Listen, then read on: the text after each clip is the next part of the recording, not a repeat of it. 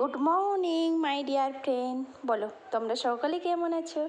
আশা করি তোমরা সবাই ভালো আছো, আর আমিও ভালো আছি তোমাদের আশীর্বাদে, তোমাদের দোয়ায়। আর আজকে চলে এসেছি ডাঁটা রান্নার খুব সুন্দর একটা রেসিপি নিয়ে। যারা ডাঁটা পছন্দ করো না তারা এইভাবে ডাঁটা একবার যদি রান্না করো না, আপনারা বারবার খেতে চাইবেন। আর মেয়েদের তো ডাঁটা চটচটি খুব প্রিয়, তাই না? আমারও প্রিয়। আর দিয়ে দিলাম ডাঁটাগুলো, কোনো তেল দেয়নি গাইস। আর আদা বাটা, জিরে বাটা, লবণ, হলুদ, ঝাল আর রসুন বাটা দিয়ে দিলাম। এর মধ্যে লবণ পরিমাণ মতো দিবেন, বেশি লবণ হয়ে গেলে যে কোনো সবজি খেতে ভালো লাগে না, তাই লবণটা একটু ঠিকঠাক, যদি কম হয় পরবর্তীতে আবার দেওয়া হবে লবণ, তাই না? তাহলে চলো, আর সামান্য পরিমাণে একটু সরিষার তেল দিয়ে দিলাম, দিয়ে এটা ভালো করে মাখিয়ে এখন আমি এটাকে বয়েল করতে দেবো। যতক্ষণ অবধি আমার এটা না সেদ্ধ হয় ততক্ষণ অবধি আমি চুলা মানে গ্যাস থেকে নামাবো না। আর এইভাবে যদি আপনারা ডাঁটা রান্না করেন না, এটা যে খেতে এত টেস্টি হয়, যেটা আপনারা কোনো দিনও ভুলতে পারবেন না। আমি 100% গ্যারেন্টি দেবো ওটা। আর এতটাই ভালো লাগে খেতে। আর এইভাবে আমি এখন মাখিয়ে রেখে দিচ্ছি। আর এটা এখন খুব সুন্দরভাবে আমি বয়েল করে নিব। যখন দেখবেন হালকা বয়েল হয়ে গেছে, তখন যদি ডাঁটা মিষ্টি না হয় তাহলে একটু পরিমাণে চিনি দিবেন, চাই যেমন মিষ্টি খেতে পছন্দ করে সেরকম। আর চিনিটা দেওয়াতে আরও ডাঁটার টেস্টিটা আরও দ্বিগুণ বেড়ে যায়।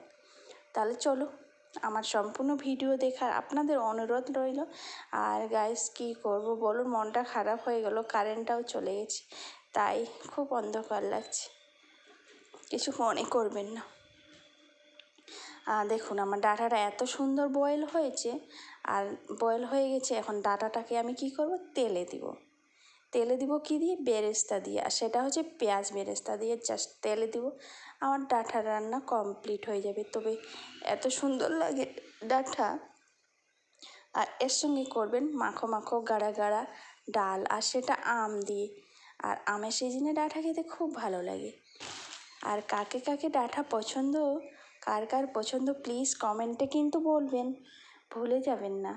আর যদি আমার ডাঁটাটা রান্নাটা ভালো হয় তাহলে কমেন্টে বলবেন, যদি খারাপ লাগে আপনাদের তাও কমেন্টে বলবেন, ওকে?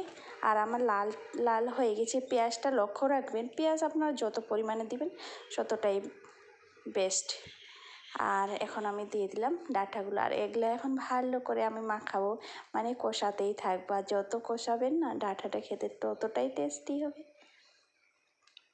আর দেখুন, আর বলুন আপনারা কে কোথা থেকে আমার ভিডিওটা দেখছেন, প্লিজ কাইন্ডলি একটু কমেন্ট করে দিবেন। আর সাবস্ক্রাইব করে পাশে থাকবেন, তাহলে কী হবে, আমার নিত্য নতুন ভিডিওগুলো আপনাদের মাঝে তাড়াতাড়ি পৌঁছে যাবে। আর এখন আমি খুব সুন্দর করে এগুলো মাখাতেই থাকবো। আর একটা লক্ষ্য রাখতে হবে, গ্যাসের মিডিয়াম আঁচে রাখবেন, তাহলে খুব সুন্দর করে হয়ে যাবে।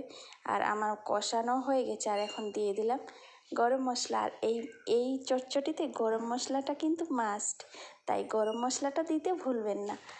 আর যত গরম মশলাটা মানে ঠিকঠাক দিবেন না, খেতে অসম্ভব টেস্টি লাগে। আর আমার তো এক্ষুনি জিভে জল চলে এসেছে, মনে হচ্ছে খাবো খাবো ভাব, কিন্তু এখন খাবো না, স্নান করব, স্নান টান করে তারপরে একদমই রেস্ট নিয়ে খাবো। আর দেখুন কত সুন্দর আমার ডাঁটার চটচটি হয়ে গেছে।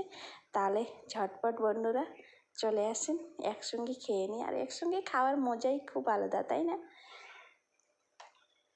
আর ডাঁটা যেহেতু সবসময় পাওয়া যায় না, তাই যদি পান তবে ফ্রিজে কেটে সুন্দর করে ফ্রিজে রেখে দিবেন, যখন খাওয়াতে ইচ্ছা করে খেয়ে নেবেন। Bye bye.